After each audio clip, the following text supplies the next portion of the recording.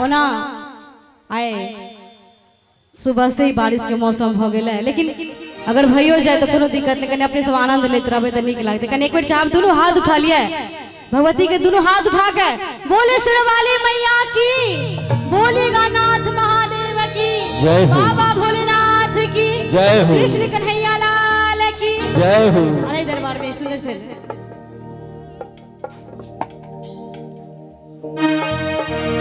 कि जीवन उदास गुज अनहरिया के,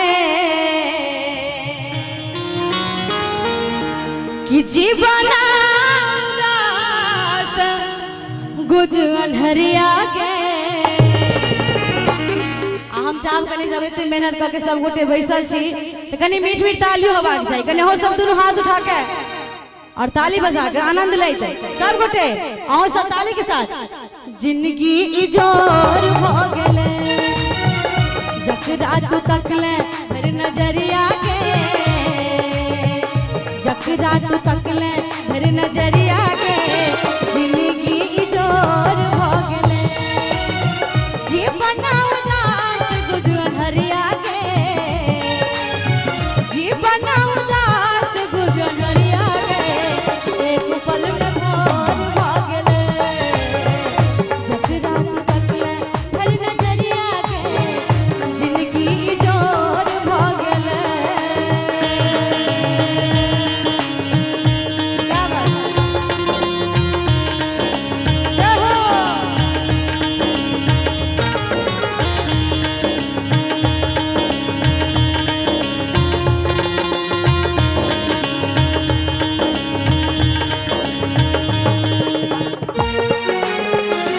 बहुत बढ़िया।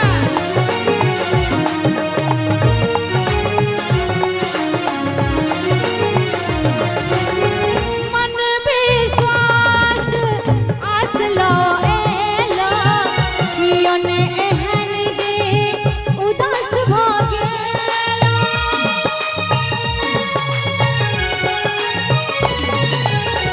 मन विश्वास आस लो एलो कियो ने एहन जे उदास भ गेलो।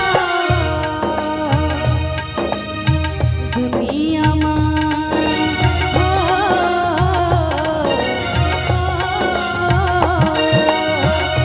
दुनिया करे छो माग हरिया के, दुनिया करे छो माग हरिया के।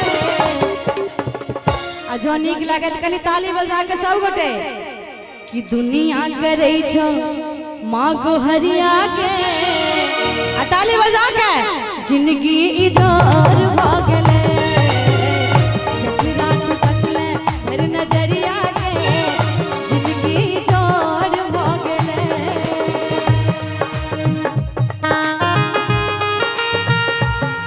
जय हो।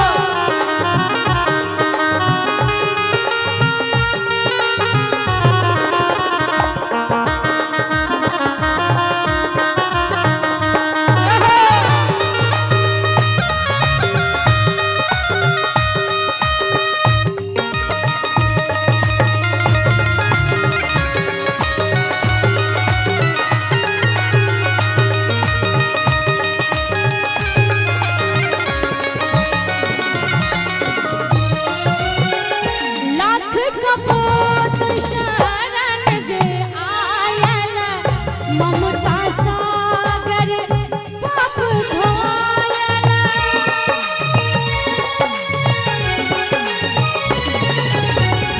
लाख कपूत शरण जे आयल, ममता सागर पाप धोयल। सुन लेना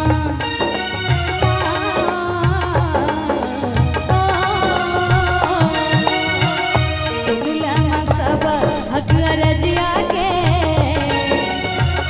सुन लेना सब हक रजिया के। एक बार हमरा ले ले एक भगवती के लिए कने दोनों हाथ उठा के सब गोटे कने दोनों हाथ उठा लिए कहल गेले कि एगो हाथ उठेला से अर्पण होइए और दोनों हाथ उठेला से समर्पण होइए। बिल्कुल आए अपना आप के समर्पण करिए दोनों हाथ उठा के और ताली बजा के। जिनकी इजोर भागले जब रात तकले मेरी नजरिया